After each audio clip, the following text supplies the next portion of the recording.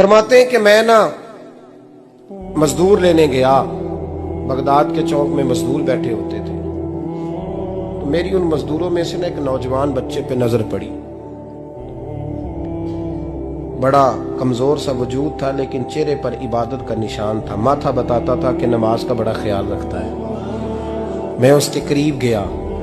चेहरे भी बड़ा कुछ बताते हैं ना, चेहरों में भी बड़ी रानाई होती है। फरमाते हैं मैं करीब गया, मैंने उसको कहा बेटे मजदूरी करोगे? तो कहने लगा मजदूरों में बैठा हूं तो हुजूर मजदूरी के लिए ही तो बैठा हूं। तो मैंने कहा कि चलो फिर। कहने लगा नहीं, मेरी कुछ शर्तें। मैंने कहा बताओ? कहने लगा पहली शर्त यह है कि लोग 4 दिनार दिहाड़ी लेते हैं, मैं 3 दिनार लूंगा। मैंने कहा यार बे तो बड़ी बेहतरीन है, बाकी भी इस तरह की रख ले। उसने कहा हुजूर दूसरी शर्त यह है कि मैं आपकी मुकम्मल बात मानूंगा, लेकिन जब अजान हो जाएगी फिर आपकी नहीं सुनूंगा। तीसरी बात उसने ये की कि हुजूर मैं आपके घर में काम करूंगा पर आपके किसी सवाल का जवाब नहीं दूंगा। कहते मैंने कहा यार तू बड़ा अजीब है, शर्तें तो मालिकों की होती हैं। कहने लगा जी बहरहाल मैं शर्तें लगा के जाता हूं। फरमाते मैं उसे घर ले आया, काम मैंने उसको बताया, तो जो काम मजदूर सारे दिन में करता है ना उसने 2 घंटे में ही कर दिया। हमारे मजदूर सिगरेट पीने में भी तो आधा घंटा लगाते हैं, वो चाय पीने जाएं तो पौना घंटा। वहां उनको भी तो दयानतदारी करनी चाहिए कि नहीं करनी चाहिए? ने मुआहदा किया है ना जी, तो पूरा उतरना चाहिए ना। कहते 2 घंटे में। अब काम जब बंदा शुरू कराता है तो काम और निकल आता है। कहते काम मैंने उसको और बता दिया, वो करने लगा। उसने मिट्टी निकाल के रखी थी बाहर रास्ते में, तो अजान हो गई जोर की। उसने वहीं कुदाल छोड़ी कही और चलने लगा। तो मेरा बेटा कहने लगा इसको जरा बराबर कर दो। कहने लगे चुप कर जा, तेरे बाप से बात हुई थी, जब अजान होती है तो मैं किसी और की नहीं सुनता, सिर्फ अल्लाह रसूल की सुनता हूं। कहते मस्जिद चला गया, नमाज पढ़ के आया तो दोपहर का वक्त था। मेरी बीबी कहने लगी इसको को खाना खा ले। कहते हमने कहा खाना खा लो। तो कहने लगा मैंने रोजा रखा, रमजान भी नहीं था, नफली रोजा रखा हुआ।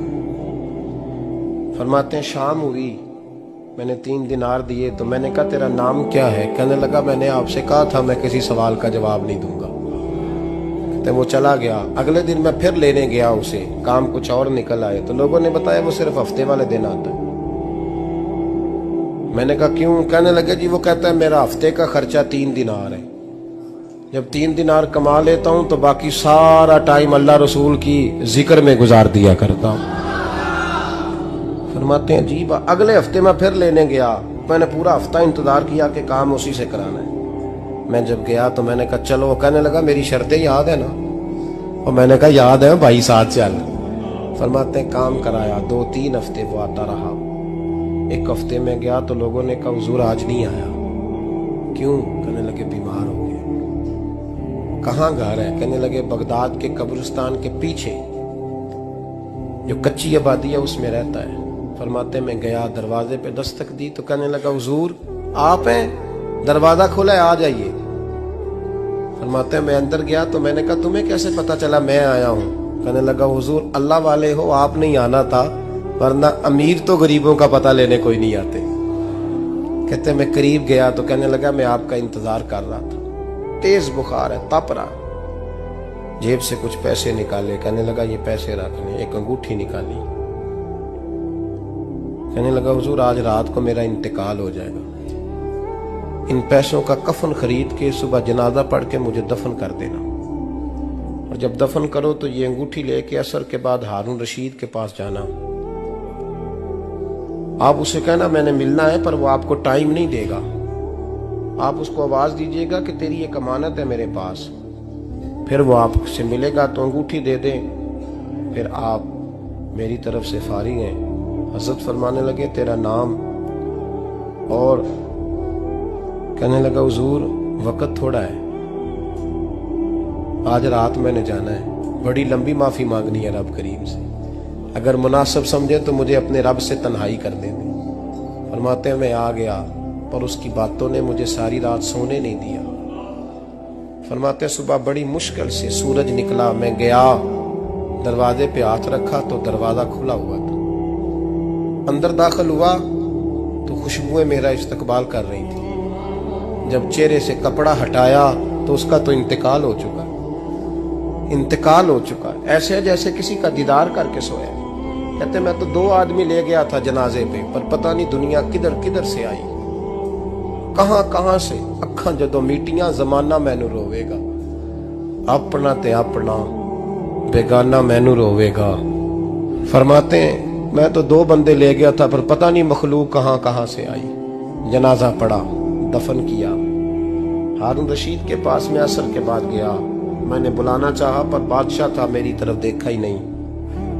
मैंने उसको कहा तेरी ये अमानत मेरे पास है।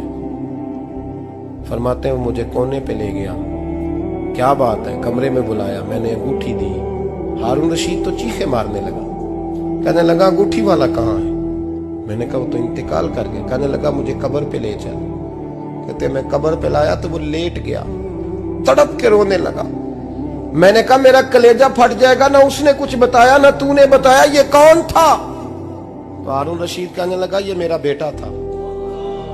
मैंने कहा तेरा बेटा और मजदूर? कहने लगा हुजूर ये हजरत दाऊद ताई के पास बैठा करता था, उनका मुरीद था, मुझे रोज कहता था अब्बा तूने बड़ी दुनिया इकट्ठी कर ली है, मरते वक्त तुझसे टांगे समेटी नहीं जाएंगी, इतना हिसाब नहीं तू दे सकेगा। मैं इसको समझा देता, इसकी अम्मा समझा देती। ये रोज हमें कहता छोड़ दो, आ जाओ अल्लाह रसूल की बारगाह में झुक जाएं। हम समझ। एक दिन ये चला गया, कहने लगा फिर तुम्हारा रास्ता और है और मेरा रास्ता और है। ये सोने की अंगूठी गलती से इसके पास रह गई, गलती से हीरे की अंगूठी चली गई। कहने लगा देखो मेरे बेटे ने आज वो भी वापस कर दी है। फिर तड़प के कहने लगा हारून रशीद था तो ये मेरा बेटा, पर मेरा मुर्शद निकला, मेरा पीर निकला। भाई जिंदगी तो बड़ी थोड़ी है ना। बाबा साहब ने कहा था उठ फरीदा सुत्या, और दाढ़ी आ गया पूर, अग्गा नेड़े आ गया, पिछा रह गया दूर। उठ फरीदा सुत्या खलकत वेखन जा, मते कोई मिल जाई बख्शिया ते तू ही बख्शिया जा। उठ फरीदा सुत्या झाड़ू दे मसीत, तू सुते रब जागदा तेरी डाडे नाल परीत। मेरा रब हमें भी अपनी बारगाह में कबूल फरमा।